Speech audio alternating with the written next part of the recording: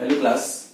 अभी हम जो टॉपिक पढ़ रहे हैं वो है फोटोडायोड। अब फोटोडायोड क्या होता है, जैसे आपने पीएन जंक्शन डायोड ऑलरेडी पढ़ लिए है, वही सेम बस थोड़ा सा डिफरेंट वे में यूज करते हैं, उसे हम क्या बोलते हैं, फोटोडायोड बोलते हैं। तो फोटोडायोड एक ऐसा डायोड होता है जहां पर फोटो का मतलब क्या होता है, फोटॉन्स, लाइट एनर्जी के ऊपर में वर्क करने वाला ये स्पेशल टाइप का डायोड है। ये क्या करता है, लाइट एनर्जी को कन्वर्ट करता है इलेक्ट्रिकल एनर्जी। मतलब इस डायोड के ऊपर में लाइट जब इंसिडेंट होता है, फोटॉन से इंसिडेंट होते हैं और वो उसको क्या करता है, इलेक्ट्रिकल एनर्जी में कन्वर्ट कर देता है। मतलब इलेक्ट्रिकल एनर्जी वो पास करता है। तो इस डायोड से करंट कब देखने के लिए मिलता है, जब ये एक्सपोज होता है लाइट से। ठीक है, तो सिंपल बात है, it is the special type of PN junction diode which converts the light energy into electrical energy. और इसका working principle photo electric effect, already हमने ये लास्ट चैप्टर में कहीं ना कहीं पढ़ लिया है कि फोटो इलेक्ट्रिक इफेक्ट क्या होता है। जब कभी भी फोटॉन्स किसी फोटो सेंसिटिव मटेरियल के ऊपर में इंसिडेंट होते हैं तो वहां से वो इलेक्ट्रॉन्स को इमिट करते हैं, फोटो इमिशन होता है, वो क्या होता है, फोटो इलेक्ट्रिक इफेक्ट। उसके ऊपर में ये बेस्ड है। अब इसकी बायसिंग की अगर बात करेंगे तो देखो हमने बायसिंग इसकी कैसे की है। पी टाइप हमने कनेक्ट कर दिया निगेटिव से और एन टाइप कनेक्ट कर दिया हमने पॉजिटिव से। मतलब ये क्या है, रिवर्स बायस है। हमने पहले लेक्चर में रिवर्स बायस के केस में पढ़ लिए थे।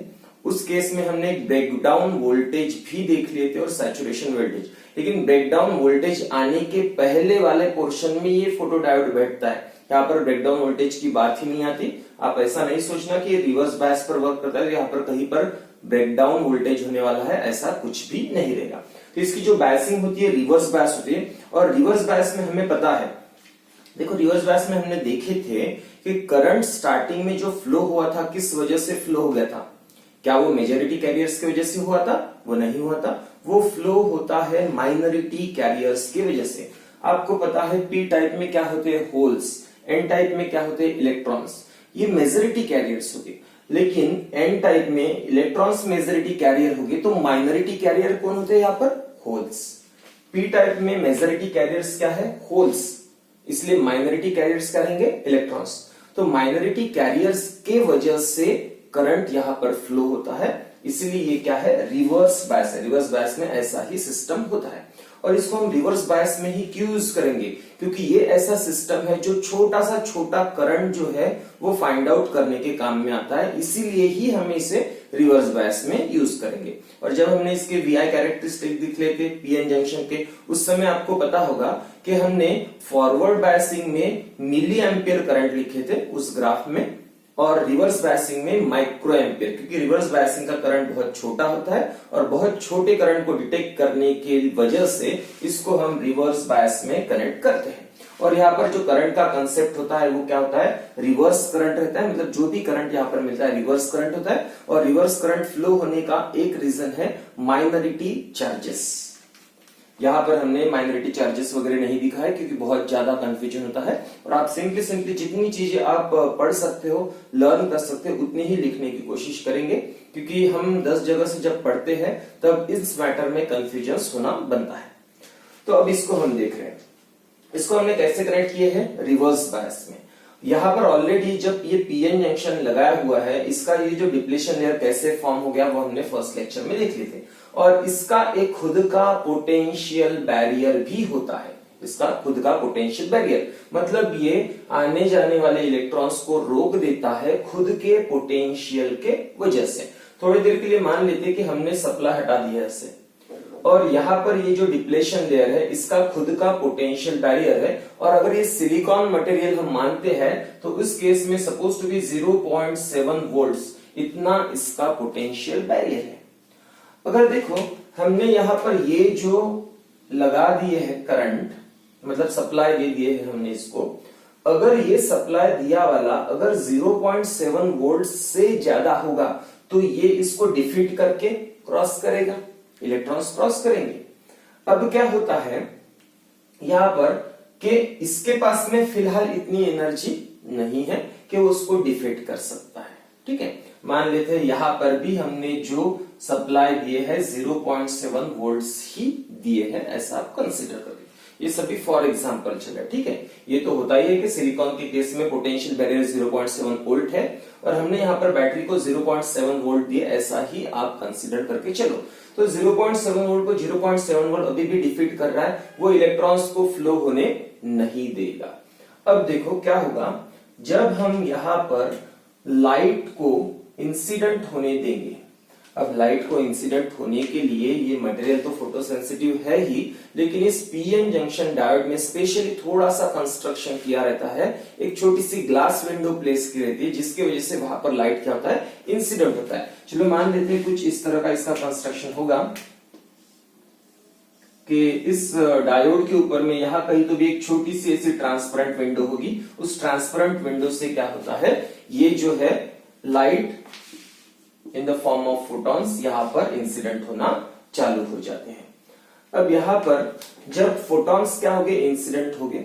अब फोटॉन्स जब किसी सरफेस के ऊपर में इंसिडेंट होते हैं तो वो क्या करेंगे, फोटोसेंसिटिव मटेरियल से वो इलेक्ट्रॉन्स को इमिट करेंगे।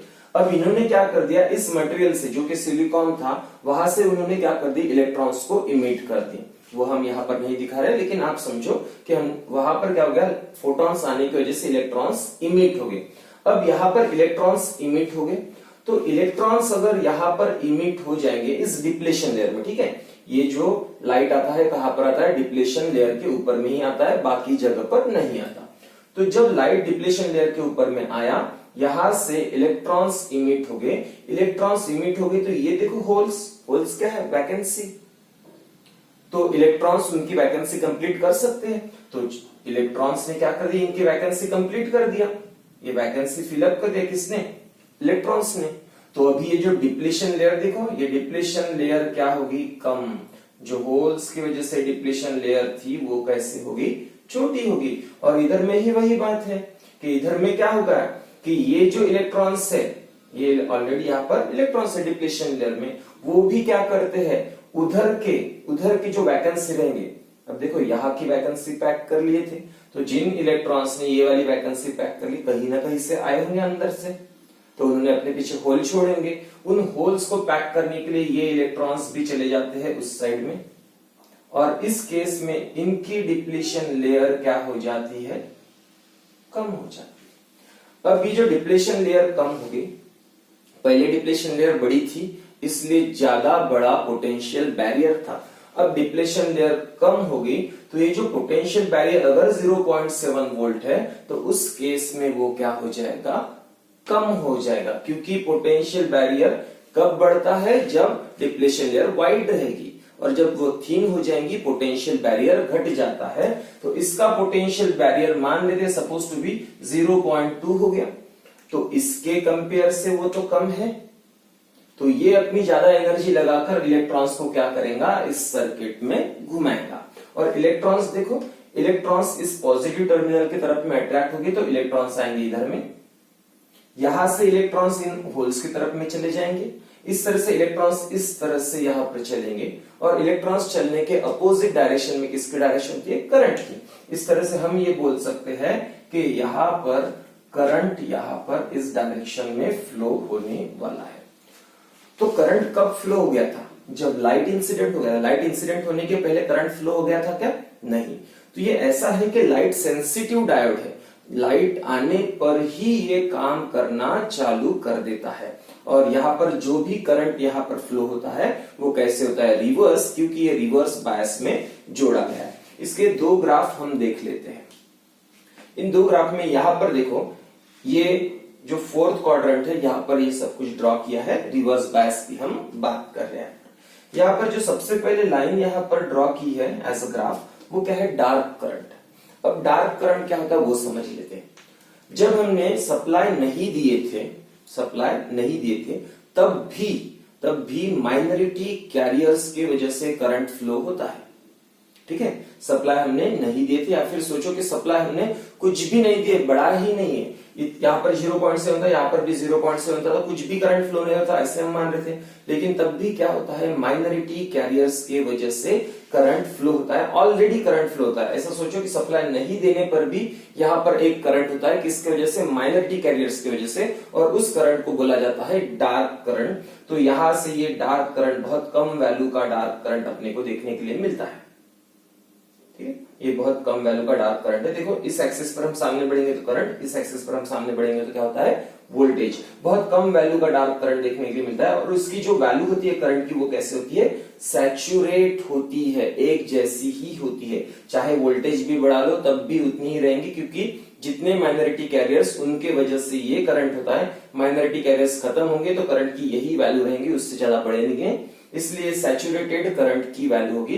इसे हम डार्क करंट बोलते हैं, क्योंकि ये माइनॉरिटी कैरियर्स के वजह से तैयार हुआ करंट है।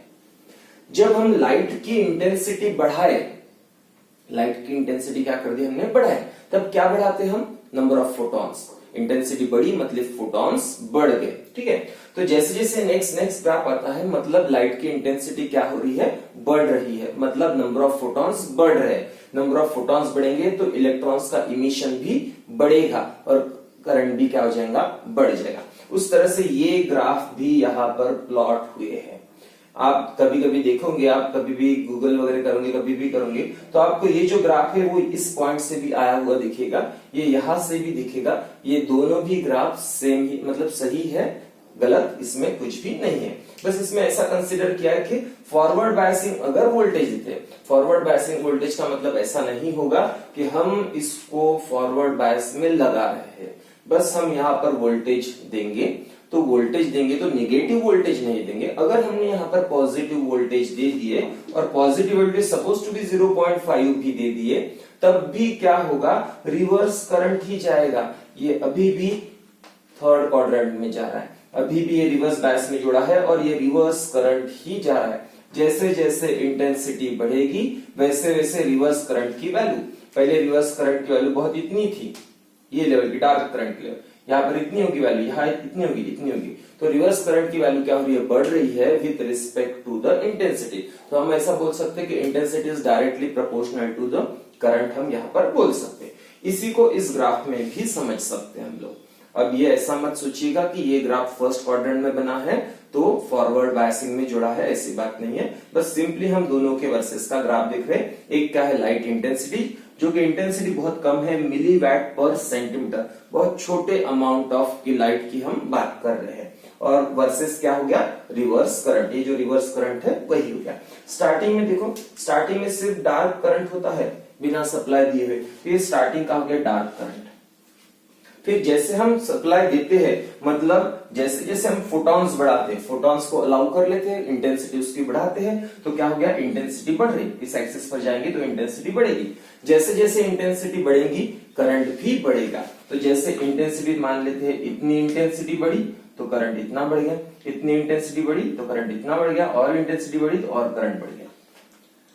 और इसके साथ साथ हम यहाँ पर वोल्टेज का भी एडजस्टमेंट कर सकते हैं। लेकिन एक ऐसा वोल्टेज रहता है, एक ऐसा वोल्टेज रहता है, उसको उसके बाद में करंट की वैल्यू बढ़ती ही नहीं, क्योंकि करंट की वैल्यू कब तक रहेगी, जब तक माइनॉरिटी चार्जेस रहेंगे। माइनॉरिटी चार्जेस एक बार खत्म हो गए कि करंट की वैल्यू बढ़ना बंद हो जाएगी। तो फिर एक ऐसी केस आ जाती है तो करंट की वैल्यू कैसे हो जाती है, सैचुरेट हो जाती है, उस लेवल के ऊपर में करंट की वैल्यू नहीं बढ़ती, वही लेवल होती है चाहे जितना भी आप इंटेंसिटी बढ़ा दो।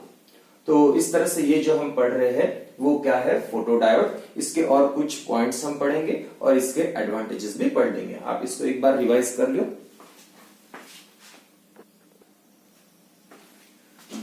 फोटोडायोड से रिलेटेड और एक टर्म है अपने पास में, डार्क रेजिस्टेंस। अब डार्क रेजिस्टेंस क्या होता है, आपने डार्क करंट समझ लिए थे।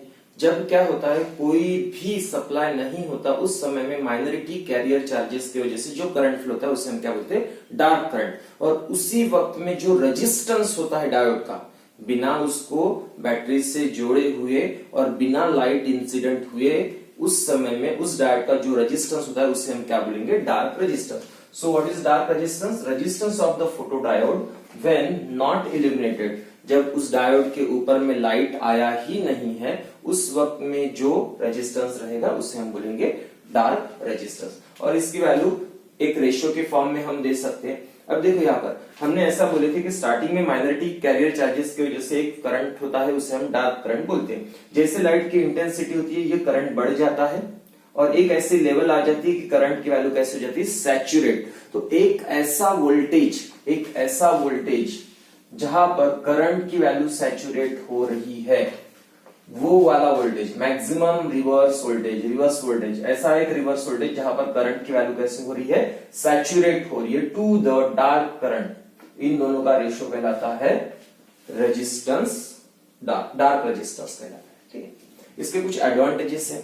एडवांटेजेस में सबसे पहला एडवांटेज है क्विक रिस्पॉन्स। ये क्विकली रिस्पॉन्स देता है, जैसे लाइट आया वैसे इसने कंडक्ट कर लिया, इस तरह का क्विक रिस्पॉन्स ये प्रोवाइड कर लेता है। जो रिवर्स करंट की वो होता है रिवर्स करंट डायरेक्टली प्रोपोर्शनल होता है इंटेंसिटी से। देखो यहाँ पर इंटेंसिटी और ये क्या है करंट, जैसे जैसे इंटेंसिटी बढ़ी वैसे वैसे करंट यहाँ पर बढ़ते हुए दिख रहा है और ये लीनियर प्रोपोर्शन में बढ़ते हुए दिख रहा है। तो लीनियर प्रोपोर्शन में इंटेंसिटी के रिस्पेक्ट से करंट बढ़ना ये इसका क्या है एक एडवांटेज है। और हाई स्पीड क्विक रिस्पांस है तो क्विक रिस्पांस में हम इसको हाई स्पीड कंसीडर कर लेंगे। छोटा सा ये इसका कॉम्पैक्ट है, ये लाइट है वजन में हल्का होता है, वाइड स्पेक्ट्रल रिस्पांस होता है, मतलब लगभग हर लाइट को ये सेंस कर सकता है। यूवी से लेकर इंफ्रारेड तक ये सभी कुछ सेंस कर सकता है।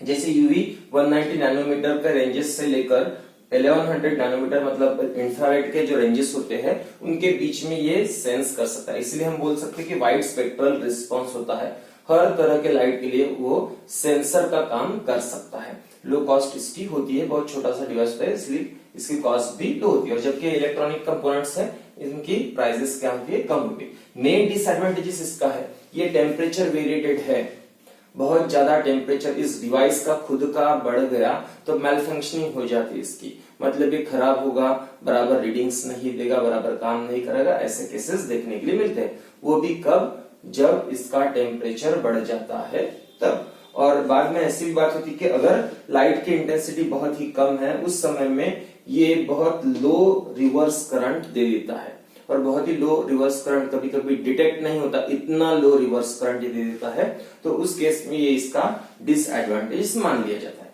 अब इसके एप्लीकेशंस की बात करेंगे, बहुत जगह पर इसके इलेक्ट्रॉनिक डिवाइसेस में इसके एप्लीकेशंस है, बहुत सारे कुछ एप्लीकेशंस हम यहाँ पर देख रहे हैं। काउंटर्स कुछ चीजें गिनना है, जैसे नोड भी गिनना है, वो नोड गिनने की मशीन में भी ये लगा हुआ होता है।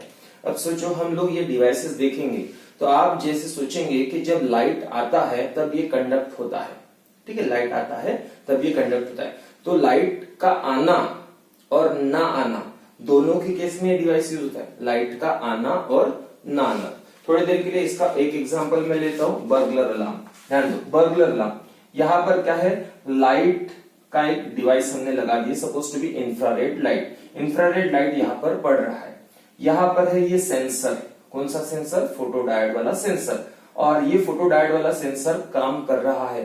मतलब कब, जब ये लाइट रिसीव करता है तब ये काम कर रहा है। इसको हमने जोड़े है एक अलार्म, तो जब ये लाइट रिसीव करता है तब अलार्म को नहीं बजाता, और जब इसके बीच में अगर कोई पर्सन आ गया, मतलब कोई चोर वगैरह आ गए, तो ये जो लाइट है यहाँ से इंफ्रारेड लाइट जो यहाँ तक रिसीव हो रहा था, इसके बीच में अगर कोई पर्सन आ गया तो लाइट नहीं पहुंचेगा। अब्सेंस ऑफ लाइट के केस में अलार्म बजेगा। तो अब्सेंस ऑफ लाइट और प्रेजेंस ऑफ लाइट दोनों में इस तरह से हम इसको यूज करते हैं। तो काउंटर्स नोट गिनने के लिए, नोट आया, जैसे मान लेते यहाँ से लाइट आ रहा है, इसके सामने नोट आया तो क्या हो जाएगा, सिग्नल नहीं पहुंचेगा मतलब काउंट कर लिया गया। फिर दूसरा नोट आया, सिग्नल नहीं गया, फिर ये नोट सामने गया, सिग्नल गया, फिर दूसरा नोट आया, सिग्नल नहीं पहुंचेगा। तो सिग्नल नहीं पहुंच रहा है मतलब लाइट नहीं भी पहुंचेगा, उस समय में ये वर्क कर सकता है, और लाइट पहुंचने के केस में भी वर्क कर सकता है। तो दोनों केस में वर्क करता है, लाइट पहुंचने के केस में भी और ना पहुंचने की भी केस में ये वर्क करता है। इस तरह से डिवाइस को सेट किया जाता है और सेंसर्स भी यहाँ पर लगाए जाते हैं। डिटेक्शन ऑफ द रेडिएशंस, कोई भी रेडिएशन आ रहा है क्या उसको डिटेक्ट करना, रेडिएशन जब तक आएगा तब तक वो काम करेगा, रेडिएशन आना बंद हो जाएगा तो काम करना बंद करेगा। स्विचेस, कहीं पर भी लाइट के हेल्प से किसी चीज को स्विच करना है, अगर मान लेते थोड़ी देर के लिए कि हमने सोलर पैनल लगाया है, जब तक दिन भर सन के रेज है, क्या बल्ब जलना चाहिए? नहीं जलना चाहिए। तो बात ऐसी है कि जब तक लाइट आ रहा है तब तक काम नहीं करना, और जब लाइट आना बंद हो जाएगा तब काम करना। उल्टे भी काम हो जाते हैं इससे। तो स्विचेस, लाइट नहीं आ रहा है तो स्विच ऑन करो, लाइट आ रहा है तो स्विच ऑफ करो, ऐसा कुछ तो भी सेटिंग रहेगा, वो स्विचेस हो गए। बर्गलर अलार्म मैंने यहाँ पर समझा दिया है। रेडिएशन को डिटेक्ट करने वाली बात ये कर लेता है, रेडिएशन को डिटेक्ट करेगा मतलब एज अ सेंसर ही वर्क करेगा। फाइबर ऑप्टिक्स, जब किसी को हमें मैसेजेस भेजने हैं, किसी के साथ में कम्युनिकेट करना है, सिग्नल्स भेजने हैं, और वो भी in the form of light भेजने हैं, तो लाइट के फॉर्म से, लाइट सिग्नल से जो हम कम्युनिकेशन करते हैं वो क्या होता है? Fibre optic communication. ऑप्टोकपलर, एक सर्किट और दूसरे सर्किट में कुछ ना कुछ कनेक्शन, लेकिन डायरेक्ट नहीं, with the help of light. मतलब एक सर्किट चालू होगा, वो अच्छे से चालू होगा तो दूसरे को चालू कराएगा, तो यहां से कुछ तो भी लाइट भेजा जाएगा और उससे वो वाला चालू हो जाएगा। तो दो सर्किट के बीच में अगर कुछ कनेक्शन है और with the help of light है तो उसे हम क्या बोल सकते हैं? ऑप्टोकपलर। स्मोक डिटेक्टर, अगर मान लेते हैं यही बात हम करते हैं, यहाँ पर देखो कंटिन्यूअसली क्या हो रहा है, लाइट यहाँ पर रिसीव हो रहा था, तब तक अलार्म नहीं बजा था। जैसे यहाँ पर स्मोक आ गया, बीच में धुआं आ गया आग लगने की वजह से, तो क्या हो जाएगा, यहाँ पर अचानक ही ये लाइट वहां पर जाना बंद कर देंगे और अलार्म बजना चालू हो जाएगा। इस तरह से ये एडवांटेजेस है, इसके एडवांटेजेस हो गए, कुछ डिसएडवांटेजेस हो गए, और इसके क्या हो गए? ये एप्लीकेशंस। और एप्लीकेशन वैसे इतने ही नहीं, बहुत सारे हैं, लेकिन इतने लिखने के लिए इनफ है।